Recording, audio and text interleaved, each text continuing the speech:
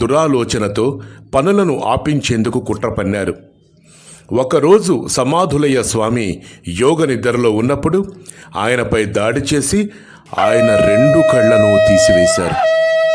అతి బాధలో ఆయన తన ఇష్టదైవమైన లక్ష్మీ నరసింహస్వామిని వేడుకున్నారు. 2 కళ్ళు లేని ఈ జీవితం నాకు అవసరం లేదు. ఇకపై ఈ గ్రామాన్ని, ఈ చెరువును కాపాడే బాధ్యత మీది. నేను మీ చరణాల వద్దకు వచ్చేస్తున్నాను, చరణాల వద్ద లీనమవుతున్నాను అని ప్రార్థిస్తూ సజీవ సమాధి అయ్యారు సమాధులయ్య స్వామి. సమాధి అవుతూ గ్రామానికి ఆనుకొని ఉన్న కొండ ప్రదేశాన్ని చూపించి, ఇక్కడ నా స్మారక చిహ్నంగా ఒక రాతిని ప్రతిష్ఠించండి. ఆ తర్వాత ఆయన ఆత్మ ఓ దివ్య శక్తిగా మారిపోయి గ్రామాన్ని కాపాడే లక్ష్మీ నరసింహస్వామి శక్తిగా అవతరించింది. నరసింహస్వామి ప్రత్యక్షం భక్తి పరాకాష్ఠ. ఇప్పటికీ విశేషం ఏంటంటే, స్వామివారు గ్రామానికి ప్రవేశించే ముందు తన ప్రియ భక్తుడైన సమాధులయ్య స్వామి సజీవ సమాధి వద్దకు చేరుకొని యోగ నిద్రలో ఉన్న తన ప్రియ భక్తునికి దర్శనమిచ్చి ఆ తర్వాత గ్రామంలోకి ప్రవేశిస్తారు.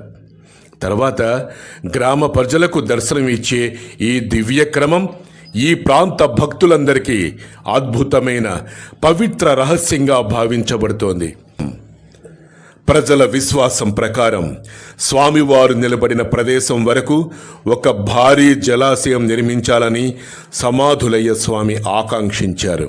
కానీ ఆయన త్యాగం తర్వాత ఆ కల నెరవేరలేదు.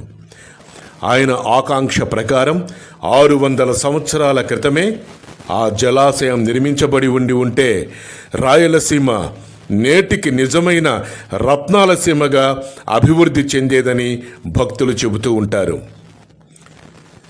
సజీవ సాక్ష్యం భక్తి శక్తి. ఇది కేవలం ఒక గ్రామోత్సవం కాదు, ఇది హిందుత్వ మహోన్నత సంప్రదాయానికి ప్రతీక.